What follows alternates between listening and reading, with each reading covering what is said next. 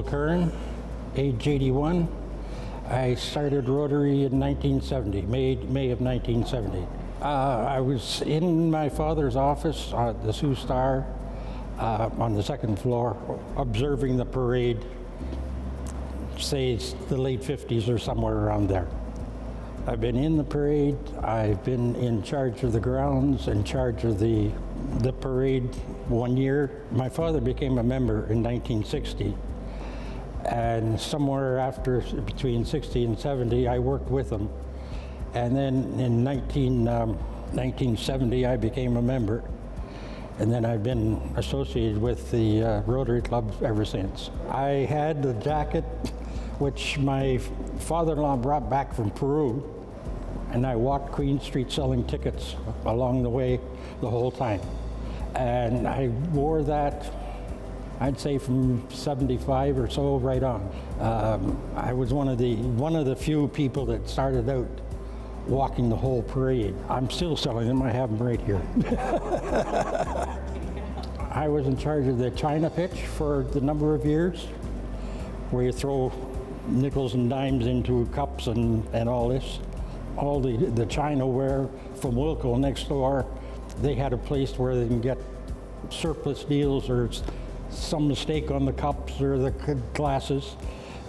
And so I would go over and pick out what we wanted, and then they'd deliver it. And then we'd bring them down to the hut and distribute them.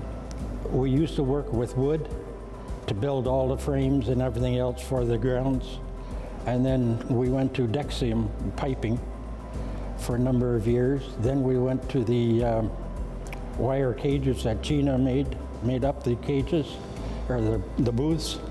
But that's progress in the respect to speed up items and stuff like that. Well, my wife was also involved in the tagging. Do you remember the tags that they used to sell?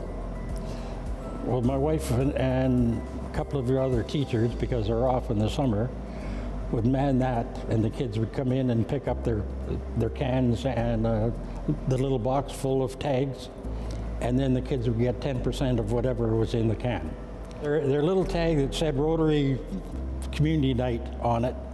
It was a yellow one with blue printing, and it had a string on it so you could put it around your neck or around your wrist. Or kids were going to the Algoma Steel plant to the different gates and standing there with their box and looking for donations and walking up and down Queen Street. And if you were around at that time, you would have been bothered by them.